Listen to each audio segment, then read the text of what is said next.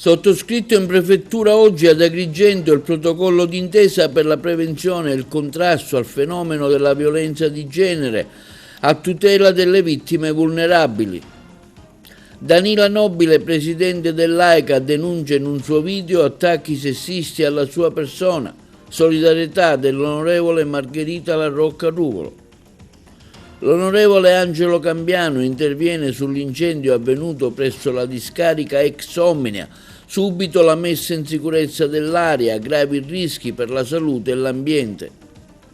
Al via la rottamazione delle cartelle per il comune di Agrigento, attiva la procedura online per la presentazione delle istanze.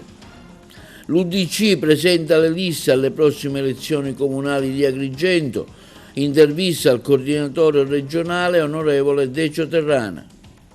Chiusa una sala giochi sul provvedimento del questore di Agrigento Palumbo, 4 condanne per gli imputati dell'inchiesta del presunto giro di prostituzione nel locale La Dolce Vita, a processo un 45enne di Licata per violenza sessuale aggravata alle 2 sorelline, lite in famiglia ad Agrigento tra una coppia di anziani di 60 anni. Seconda giornata del convegno dedicato ai migrantes, organizzato dall'Accademia Studi Mediterranei di Agrigento. Al via il prossimo 8 maggio fino al 10 la seconda edizione della Sagra della Froce e della Incannellata ad Alessandria della Rocca.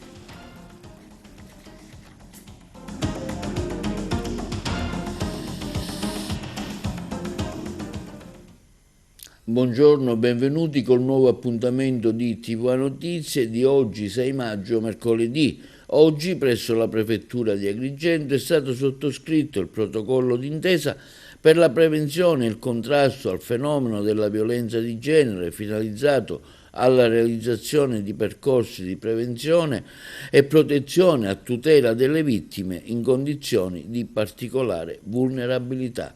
Ha seguito per noi l'evento la collega Margherita Trupiano.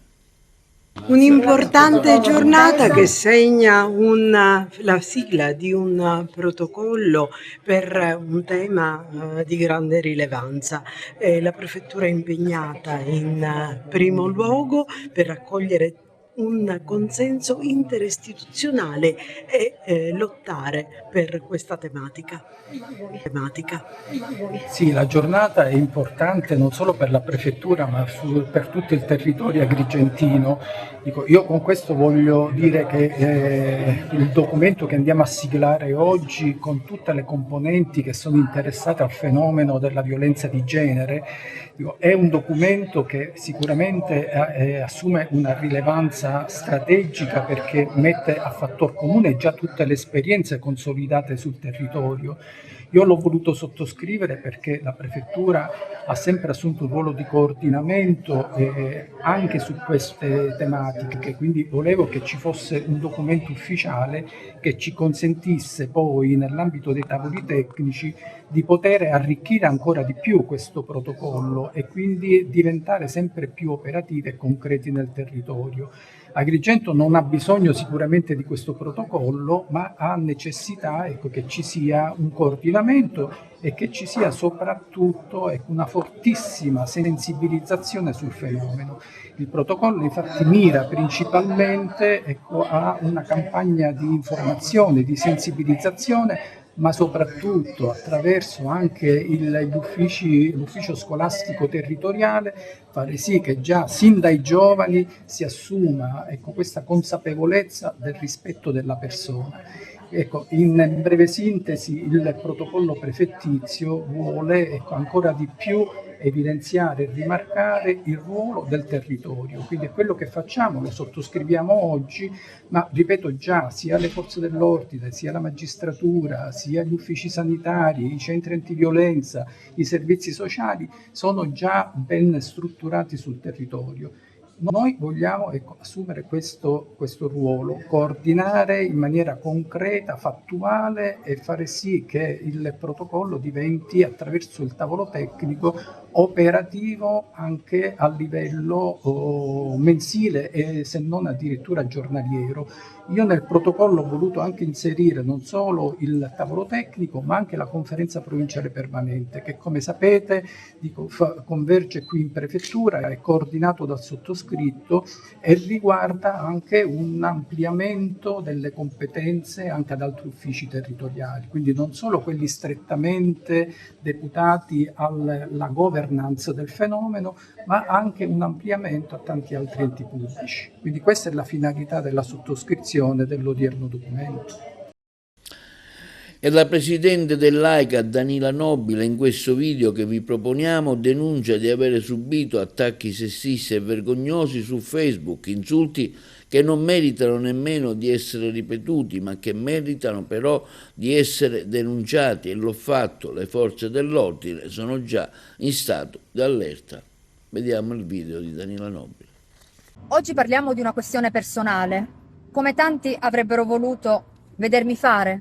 Io ho sempre parlato solo di lavoro, però adesso dico basta a tutti quegli attacchi che mi sono arrivati, sessisti, maschilisti, di un livello sociale talmente basso ed irrilevante, ma che merita l'attenzione di tutti. Merita l'attenzione di tutti perché non è possibile, in una civiltà come questa, nel 2026, che una donna debba essere attaccata personalmente con messaggi intimidatori, minacciosi, da parte di persone che appartengono tutte purtroppo a questo territorio. Eh sì, mi trovo a Canicattì, perché questi messaggi di minacce, questi messaggi sessisti sono tutti arrivati da questa fonte, purtroppo. Quali minacce? Post pubblicati su Facebook che mi danno della puttana. A me. Io sono una professionista. Post che mi dicono la vedova. La vedova. Come vi permettete? Il dolore che ho potuto passare io per quello che mi è successo e che non ho mai trasmesso all'esterno non permette a nessuno di denominarmi vedova in modo dispregiativo. In modo dispregiativo per cosa? Per una pulizia ed un ordine che nel mio lavoro sto portando avanti? Per la legalità? Per quello che nel mio lavoro svolgo tutti i giorni e che svolgerò sempre a testa alta? Non mi fermerà nessuno. Attacchi sui post che parlano dei miei tacchi, che io porto il tacco 12 quando vado a prendere i miei figli a scuola, che mi vesto in modo elegante, addirittura un professionista per resuscitare politicamente fa dei video dove sorride e prende in giro la mia persona dicendo che ho i capelli composti sempre sistemati dalla parrucchiera e che lui si reca dal suo barbiere di fiducia per cercare un attimo di sistemarsi, ma che ovviamente non potrà fare quello che faccio io. Vergogna, vergogna. È un'altra professionista, donna e anche mamma, che scrive sui post che io scrivo, parlo, ma che mi devo ricordare che non sono di Canicattì, in modo dispregiativo, come per dire che io non appartengo a questo territorio. Io sono residente qui e ne vado fiera, perché c'è tanta gente per bene, c'è una Canicattì bene che mi sostiene e non permetto a nessuna persona di livello veramente basso di poter sminuire la mia persona, la mia figura, parlando pubblicamente di questioni personali. E poi perché? Non avete modo di attaccarmi diversamente? Non c'è modo di attaccare la legalità? Una persona che lavora per il bene di una comunità, finalmente? Sì, finalmente. Finalmente c'è qualcuno che a testa alta e senza timori e con le spalle larghe dice a tutti quella che deve essere una condizione di regolarità, di normalità, di un vivere civile. Altri che mi scrivono altri commenti sempre sui post, denominandomi nelle maniere più disparate, ed ho già avvisato le forze dell'ordine, perché adesso sì, ora basta. Adesso la mia vita personale è stata portata sui social e adesso faremo in modo che questo male, come anche ha detto una sindaca che apprezzo tanto, si possa trasformare invece in qualcosa di buono, perché non accetto assolutamente di essere continuamente ripresa, continuamente da mesi adesso, da mesi che questa comunità mi attacca senza motivo. Per cosa mi attaccate? Perché chiediamo una regolarizzazione? Perché andiamo avanti in un lavoro fatto nella maniera più giusta possibile, più corretta possibile. Io sto facendo semplicemente il mio lavoro e per questo non posso essere attaccata. Sono una donna e ho 2 bambini, non permetto a nessuno di mettere in difficoltà me e la mia famiglia, mai lo permetterò a nessuno. Io continuerò sempre ad essere quella che sono, e sì, purtroppo per voi continuerò a vestirmi in questo modo, continuerò a portare il mio tacco 12, le unghie rosse, lunghe e colorate, i miei capelli sempre sistemati.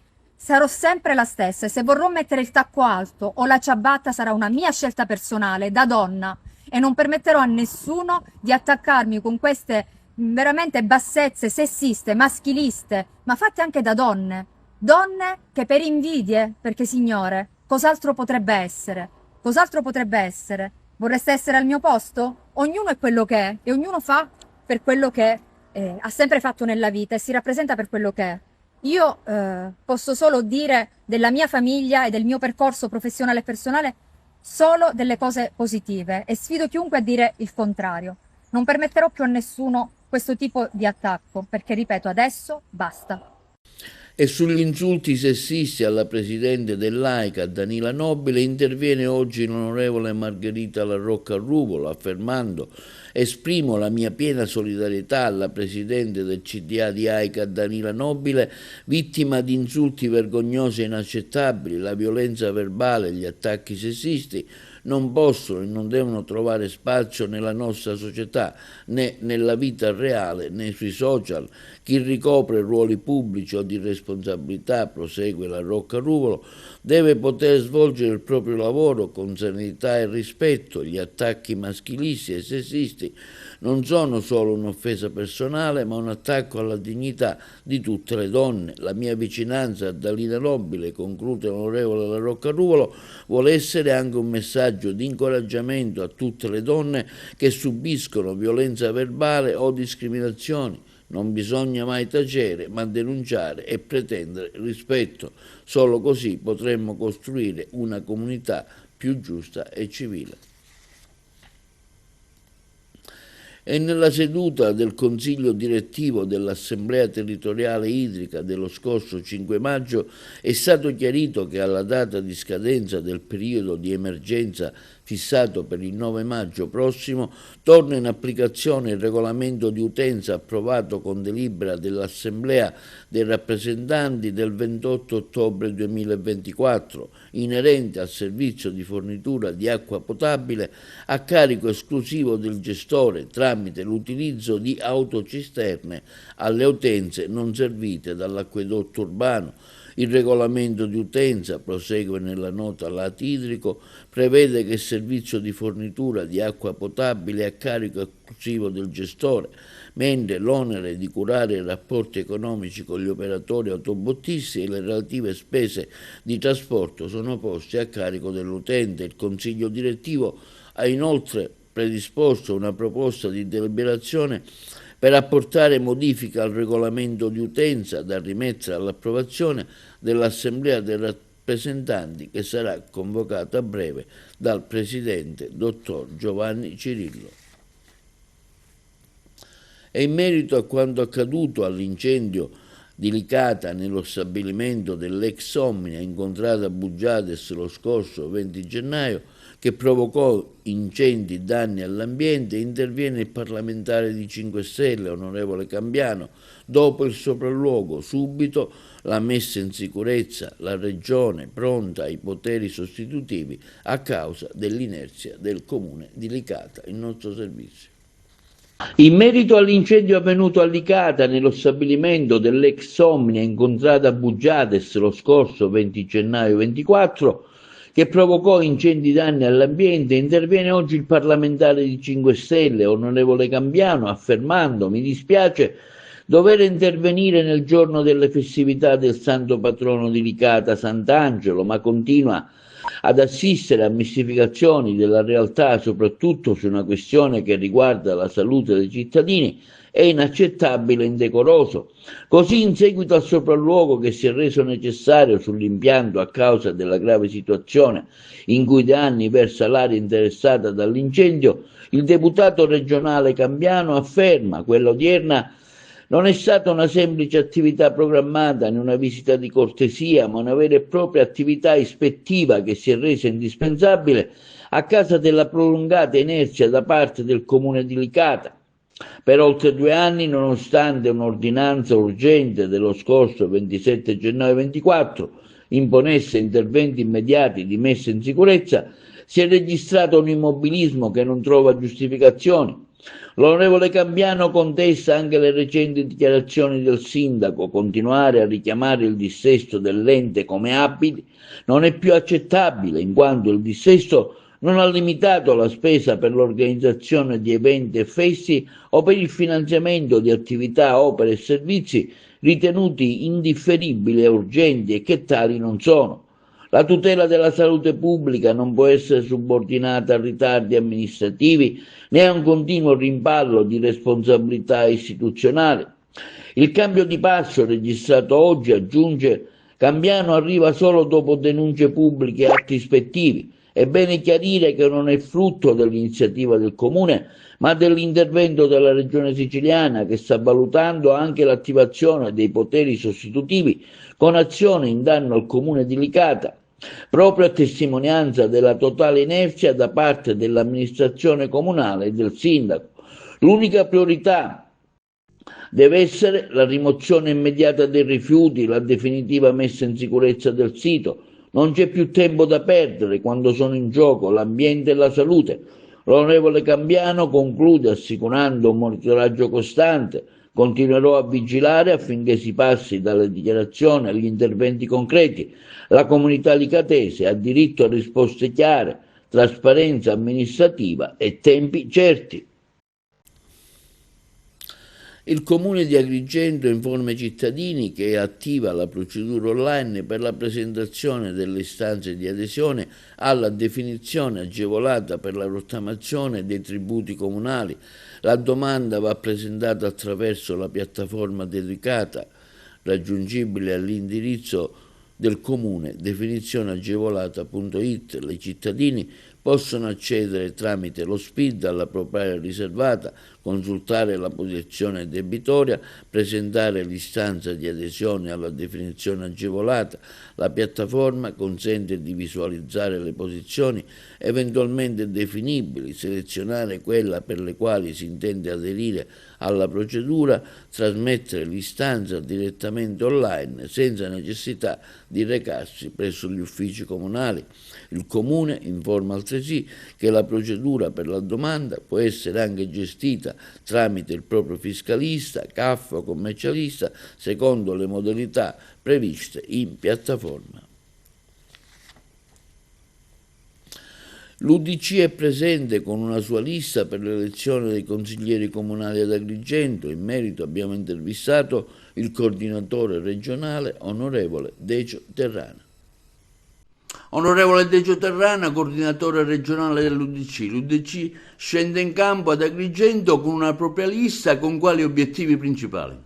L'UDC scende in campo ad Agrigento per portare avanti un processo nuovo nella vita politica locale, che è quello dell'equilibrio, quello del ragionamento, quello del confronto, cosa che abbiamo visto poco in questo periodo, perché si cercano solamente slogan, si cercano di mistificare le verità, si cercano di fare quella politica scandalistica che a noi non ci appartiene. Noi come UDC vogliamo portare quel senso di moderno ed essere moderati negli atteggiamenti, nel comportamento, nel confronto, perché durante il confronto si vede chi ha poi ragione o torto, perché nei confronti si deve avere il rispetto dei cittadini, non si può fare una politica scandalistica. Quando si fanno politiche scandalistiche non si ha il rispetto del cittadino. Oggi noi vogliamo riportare e ricondurre la politica a un equilibrio e al concetto di verità. Poi alla fine la gente decide chi votare, ma se non si fa un confronto serio, non si fa un confronto tra le parti, che dove ognuno possa esplicitare al meglio la propria idea di che città vuole. Io ritengo che Agrigento meriti un'amministrazione che possa ridare lustro alla città, perché si deve occupare dell'unica industria vera che ha Agrigento, è il turismo. Il turismo che deve essere portato avanti dando servizi, perché quando viene un turista qua e va via si deve portarsi un bel ricordo dove è stato servito, dove mangia bene, dove la gente viene rispettato dalla gente. Quindi questo è il concetto di un modello di società moderna, dove il turista si deve sentire a proprio agio. E noi lavoriamo per questo, per portare avanti un programma che veda al centro poi la famiglia, il giovane, perché nessuno parla, il lavoro, perché anche attraverso il turismo si crea il lavoro. Quindi la politica ha il dovere di creare i presupposti per le aziende, che possano poi portare benessere alla città e quindi di conseguenza anche lavoro per i giovani. Onorevole Terrana, il centrodestra è spaccato, voi avete deciso di appoggiare Alongi. Noi abbiamo deciso di andare su Alonce perché dopo un ragionamento, un confronto che c'è stato, un confronto serrato, perché alla valutazione ci sono stati tanti nomi che evidentemente non sono state disperse quelle forze politiche che volevamo mettere in campo. Sono tutti lì, chi fa l'assessore, chi si è candidato al Consiglio Comunale. Alla fine è stato il frutto di un ragionamento politico. Questo è il sale della democrazia, perché attraverso il confronto politico che c'è stato tra le parti, tra i partiti politici, è venuto fuori è venuto Dino, che devo dire l'abbiamo chiamato, non è candidato di Sembrone, di Filano, di Martino, ma è candidato di un gruppo di partiti che l'hanno scelto. E in quella abbiamo chiamato una sera il candidato che poi, devo dire, si è preso un po' 48 ore di tempo per darci la risposta, e poi è stata una risposta, devo dire, positiva. Ma il nostro candidato sindaco, Dino, subito dopo ha fatto l'appello a tutto il centrodestra per stare assieme, per metterci tutti assieme e concorrere assieme. Non ci sono state le condizioni.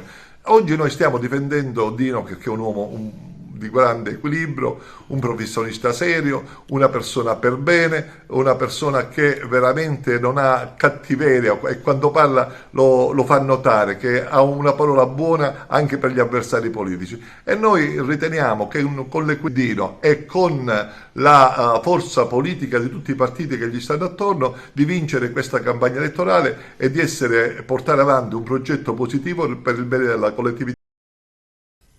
E si è svolto nell'auditorium dell'Istituto Gallo Sciascia il convegno Economia, Cultura e Territorio promosso dalla sezione di Agrigento della Federazione dei Maestri del Lavoro, rivolto agli studenti e alle studentesse delle classi quinte.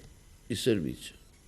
Si è svolto presso l'auditorium dell'Istituto Gallo Sciascia il convegno Economia, Cultura e Territorio promosso dalla sezione di Agrigento della Federazione dei Maestri del Lavoro, rivolti alle studentesse e agli studenti delle classi quinte, all'incontro che si iscrive nell'ambito delle attività di formazione Scuola Lavoro Orientamento in Uscita, moderato dal console provinciale Giuseppe Migliore, hanno partecipato Roberto Principato, General Manager di Villa Atena, Domenico Ranieri, commercialista e imprenditore, Giuseppe Lacorcia, delegato del prefetto di Agrigento, l'architetto Vaccarino, esperto in gestione energetica, e l'ingegner Paolo Mattina. I lavori sono stati aperti dal dirigente professoressa Giovanna Pisano dell'Istituto Gallo, che ha sottolineato il valore degli incontri che aiutano a colmare il divario tra la scuola e il mondo del lavoro, rendendo più chiaro cosa serve oggi per essere competitivi e il valore del networking, incontrare professionisti e altre persone interessate allo stesso ambito può aprire negli studenti l'opportunità concrete in chiave orientativa.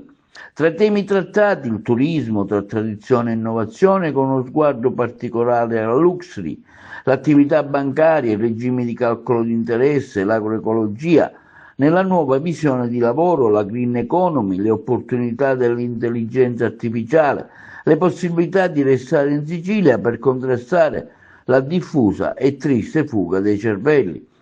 L'evento, che conferma la straordinaria valenza educativa dell'offerta formativa dell'Istituto Gallo Sciascia, ha visto anche la Federazione dei Maestri del Lavoro premiare con dedicata pergamena e medaglie gli studenti che nell'anno precedente si sono diplomati con la votazione di 100 e 100 e lode. Al termine dell'incontro gli studenti hanno ricevuto una spinta motivazionale ascoltare esperienze reali, trend positivi, ha aiutato a chiarire obiettivi e aumentare la fiducia nelle proprie scelte grazie a una visione aggiornata del mercato del lavoro. La Polizia di Stato di Agrigento ha eseguito un provvedimento di sospensione dell'attività relativa a una sala giochi e scommesse adottato dal questore Tommaso Palumbo. Il servizio. La Polizia di Stato ha eseguito un provvedimento di sospensione dell'attività relativa a una sala giochi e scommesse adottato dal questore di Agrigento Tommaso Palumbo. Il provvedimento amministrativo è scaturito a seguito delle diverse attività di controllo effettuate sia dal personale della divisione PAS della Questura Agrigentina che da quello della sezione volanti finalizzate alla verifica del rispetto delle normative inerenti alla gestione delle attività commerciali, soprattutto in ordine alla frequentazione di soggetti controindicati. L'attività di controllo ha permesso di accertare che la sala giochi è frequentata da diversi soggetti gravati da precedenti penali e di polizia, anche per reati inerenti agli stupefacenti. Pertanto, si legge nella nota stampa della Questura di Agrigento, l'attività commerciale in argomento, essendo ritenuta abituale il ritrovo di pregiudicati e di persone pericolose che costituivano pericolo per l'ordine e la sicurezza pubblica, è stata sospesa con decorrenza odierna per 8 giorni, con conseguente cessazione immediata dell'attività della sala giochi e di scommesse. Il provvedimento è stato adottato in virtù della titolarità da parte del questore di Agrigento Palumbo del potere di sospendere e revocare la licenza di un pubblico esercizio che costituisca un pericolo per l'ordine pubblico e per la sicurezza di tanti cittadini.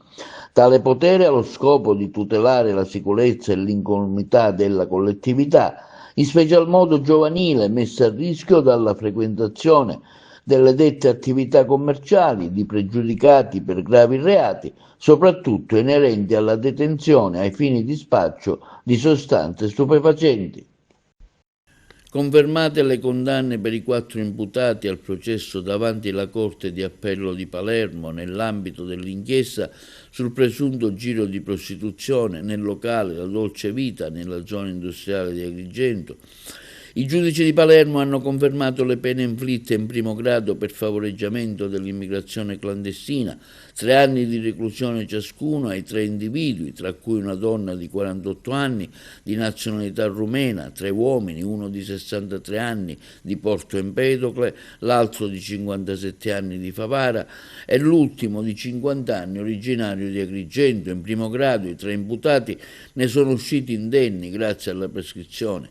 I reati legati alla legge Merlin, ovvero sfruttamento della prostituzione, sono prescritti anche per gli altri imputati condannati. Nel locale La Dolce Vita sarebbero avvenuti incontri a pagamento tra clienti e ragazze di nazionalità rumena.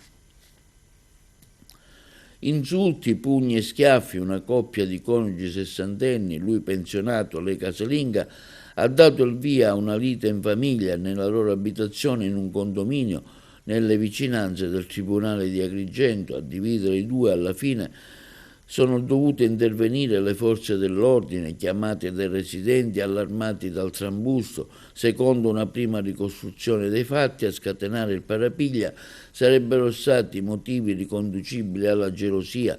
Dalle parole quindi si è passati alle vie di fatto. Qualcuno si è rivolto al 112, gli uomini in divisa giunti sul posto hanno sedato gli animi. I 2 litigiosi hanno rifiutato le cure mediche raccontando ciascuno una versione dei fatti diversa.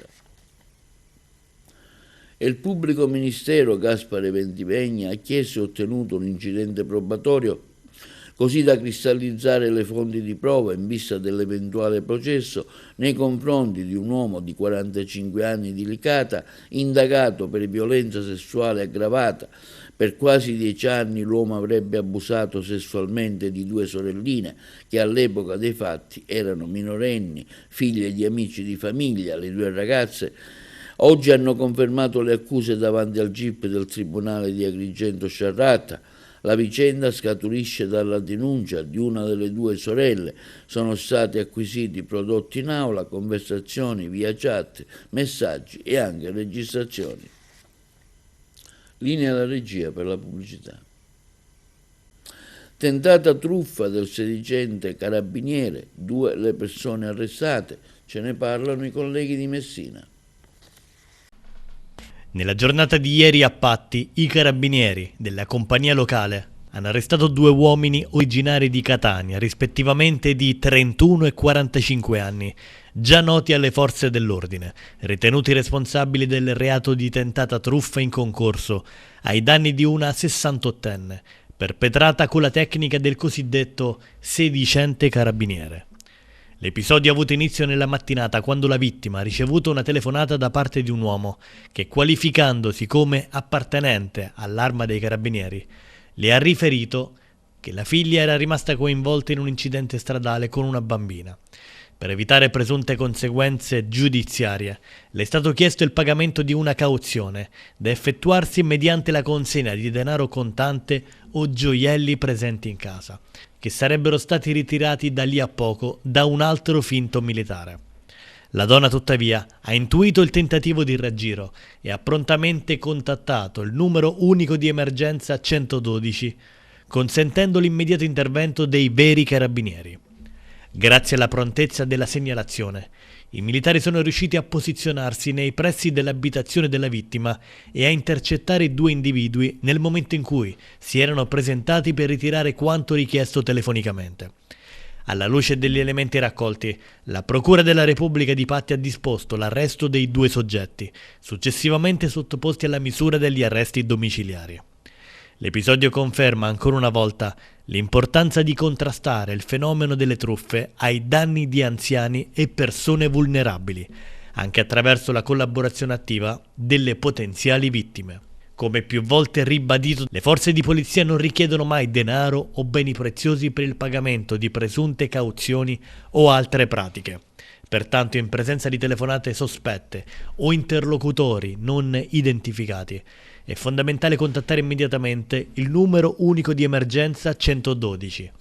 Ciò consente non solo di interrompere sul nascere eventuali tentativi di truffa, ma anche di favorire un intervento tempestivo ed efficace delle forze dell'ordine, nonché di individuare eventuali ulteriori episodi riconducibili ai medesimi responsabili. Anche in questo ambito la collaborazione dei cittadini rappresenta un elemento essenziale per la tutela della sicurezza collettiva. Promosso dall'Accademia Studi Mediterranei, al via oggi ad Agrigento, presso la sede del Parco, la seconda giornata dell'11° Forum internazionale sulle migrazioni. I temi trattati sono stati quelli di migranti, l'indifferenza, la paura, la fraternità. Si è discusso sui diritti negati del Mediterraneo, l'Italia e l'USA. Stamani ad aprire i lavori Monsignor Enrico Del Covolo, presidente dell'Accademia, e del direttore ingegnere Santino Lopressi. Tra i vari relatori anche l'arcivescovo Giancarlo Perego. Noi abbiamo seguito il convegno. Monsignor Del Covolo, oggi è la seconda giornata di questo 11° congresso dedicato all'immigrazione che l'Accademia ha organizzato qui presso Casa San Filippo. E quest'oggi la riflessione sarà soprattutto sulla migrazione e sul diritto d'asilo come un diritto negato. Ne parlerà il presidente della Fondazione Migrantes, Sua Eccellenza Monsignor Giancarlo Perego, arcivescovo di Ferrara. Seguirà un intervento del professor Stefano Pasta quando il noi è respinto, sempre sullo stesso tema. Seguiranno delle esperienze vissute di viaggio e parleranno anche gli studenti.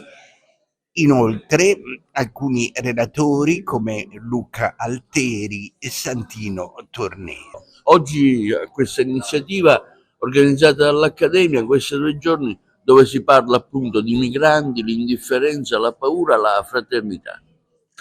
I 3 sottotitoli dicono già la situazione del come leggiamo e raccontiamo la migrazione, tante volte nella paura, la paura dell'altro come se fosse un nemico, nell'indifferenza, mentre Papa Francesco e Papa Leone ci hanno dato e consegnato 4 verbi importanti per costruire fraternità: accogliere, tutelare, promuovere e integrare. Accogliere soprattutto le persone che vengono dal mare. Qui in Sicilia avete una grande esperienza di accoglienza in questo senso, non solo Lampedusa, un'accoglienza che sia però anche tutela in particolare dei minori che arrivano anche non accompagnati su questo territorio italiano e vanno verso l'Europa, promozione, cioè riconoscimento dei loro titoli, delle loro capacità, perché perdiamo altrimenti una risorsa importante per rigenerare il nostro paese. E poi integrazione,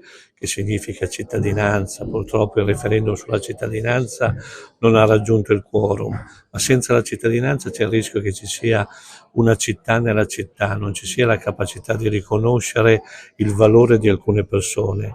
Questi anni noi abbiamo riportato in città con le leggi sociali tutte le persone che erano escluse nel 58, le prostitute delle case chiuse, poi i carcerati con la legge Gozzini e l'alternativa di pena, poi con Basaglia abbiamo riportato in città i malati di mente. Oggi rischiamo di lasciare fuori dalla città i migranti, che sono una delle risorse importanti invece per il futuro del nostro paese, delle nostre città, con una demografia che vede l'Italia all'ultimo posto con il Giappone per numero di nascite, uno dei paesi più anziani al mondo. Sì, io farò il coordinamento di questa mattinata che prevede gli interventi molto significativi di Monsignor Giancarlo Perego, di Stefano Pasta, di Luca Alteri.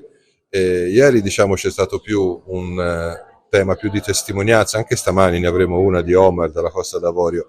E oggi è molto importante anche andare un po' più approfonditamente nel senso di questa sfida che sono le migrazioni, perché sono una sfida da tutti i punti di vista, culturale, umano, religioso.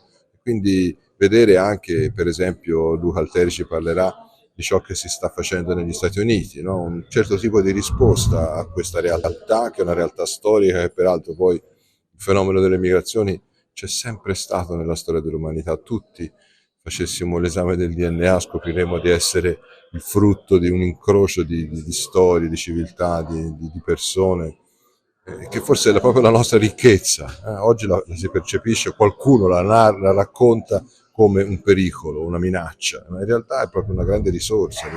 Non saremmo neanche sopravvissuti se non fossimo stati capaci di unirci, di incrociarci. Quindi queste riflessioni anche sul nostro modo di affrontarlo, no? Si parlerà anche di questo hate speech, questo discorso d'odio, questo linguaggio violento che tante volte si usa, appunto che giudica, oppure anche tutto il tema della corruzione. Quindi insomma credo che queste 2 giornate messe insieme tra la testimonianza, e la riflessione, l'approfondimento, siano un ottimo, prezioso contributo a questa riflessione.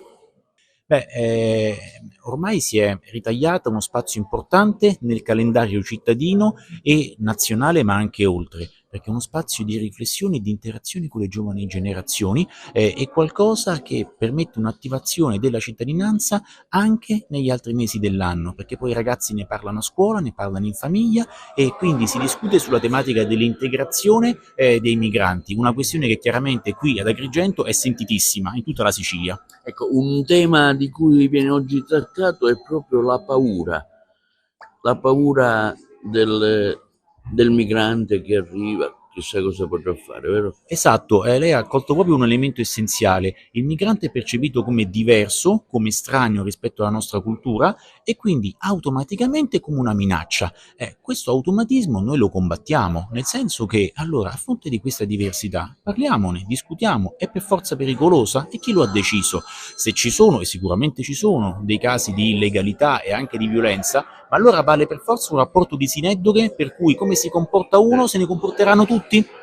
I 3 temi trattati, c'è quello della indifferenza. Sì, ne parlerò in questi termini. Siamo davanti a una situazione in cui dobbiamo un po' ridefinire il noi. Nella storia della Sicilia, dell'Italia, dell'Europa, i flussi migratori hanno sempre spinto a ridefinire qual è il noi, chi siamo, chi vogliamo essere come comunità. Ne parlerò a partire dal caso studio delle seconde generazioni, i figli degli immigrati, e partirei da un dato. Delle persone, degli studenti e studentesse con cittadinanza non italiana in Italia, 2/3 sono nati in Italia, quindi crescono con l'idea di stranieri nel paese in cui sono nati e cresciuti. Ecco, questo ci dice che dobbiamo ripensare a che cos'è il nostro noi. Ragionerò con i ragazzi su quali sono le conseguenze, per esempio quando si fa una gita scolastica, nell'avere o non avere la cittadinanza del paese in cui sei nato e cresciuto. Ma questa è una grande domanda, ovviamente, per chi poi magari non può partecipare a una gita scolastica, a un campionato di sport, eccetera, ma è una grande domanda anche per i vecchi italiani. Io ho 4 nonni milanesi, a Milano praticamente è una rarità, ma questa è una domanda anche per me. Che cosa vuol dire oggi essere italiani? Se cresciamo insieme in un posto, sogniamo insieme, forse dobbiamo un po' ridefinire qual è il nostro noi. Don Luca, il suo saluto qui all'iniziativa dell'Accademia Studi Mediterranei. Sì, l'Accademia di Studi Mediterranei anche quest'anno ha voluto concentrare la sua attenzione con 2 giorni di studi sulle migrazioni, un fenomeno che continua a contraddistinguere la nostra Europa e il Mediterraneo, e l'Accademia di Studi Mediterranei appunto non può far a meno di portare la sua attenzione accademica e anche di cercare di concentrare la nostra attenzione sul fenomeno migratorio che a diverse ondate è sempre presente sul nostro territorio. Oggi un interessante convegno nella nostra provincia, che tra l'altro con Lampedusa è il punto di riferimento proprio di questa situazione dei migranti. Sì, assolutamente, grazie anche all'Accademia di Studi Mediterranei che ogni anno propone questa iniziativa bella, interessante, ma soprattutto che fa riflettere ai ragazzi, fa riflettere ai giovani, fa riflettere anche a noi adulti, perché credo che abbiamo bisogno sia di sapere realmente come stanno, com'è questo fenomeno e come stanno realmente le cose, senza essere influenzati da altro e da altri, sia anche per diciamo approfondire questo fenomeno e poi fare le nostre scelte concrete di fronte a questo fenomeno, sia come uomini sia anche come cristiani, perché siamo chiamati a fare le scelte personali e soggettive in base alla riflessione che ciascuno di noi personalmente dovrebbe fare in riferimento a questo fenomeno, e appunto siamo qui per questo. Certamente, come diceva lei, Lampedusa è la prima porta, ecco, il primo approdo per i tanti immigrati che arrivano, tanti nostri fratelli e sorelle, ma chiaramente tutto il nostro territorio coinvolto, tutto il nostro territorio provinciale e diocesano, perché tante comunità ci sono nei diversi paesi dell'Agrigentino dove accolgono questi nostri fratelli e sorelle, ed è un fenomeno che ci interpella, che ci aiuta a capire, a comprendere sempre più che l'altro non è un estraneo, ma è una persona come noi, un uomo come noi, una donna come noi, che ha bisogno di una vita migliore, che ha bisogno di una vita più serena. La seconda edizione della Sagra della Froce e della Incannellata torna ad Alessandria della Rocca dall'8 al 10 maggio 2026, il nostro servizio.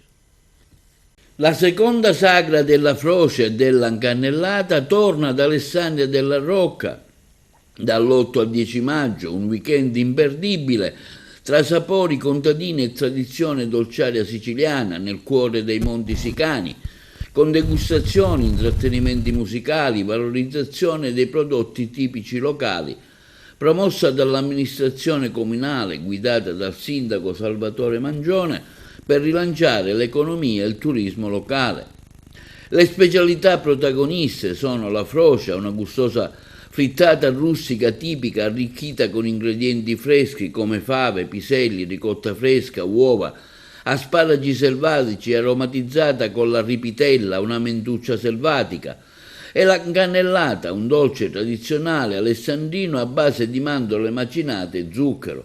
La sagra offre anche un percorso tra dolce e salato con degustazioni, spettacoli serali, animazione nel centro storico cittadino.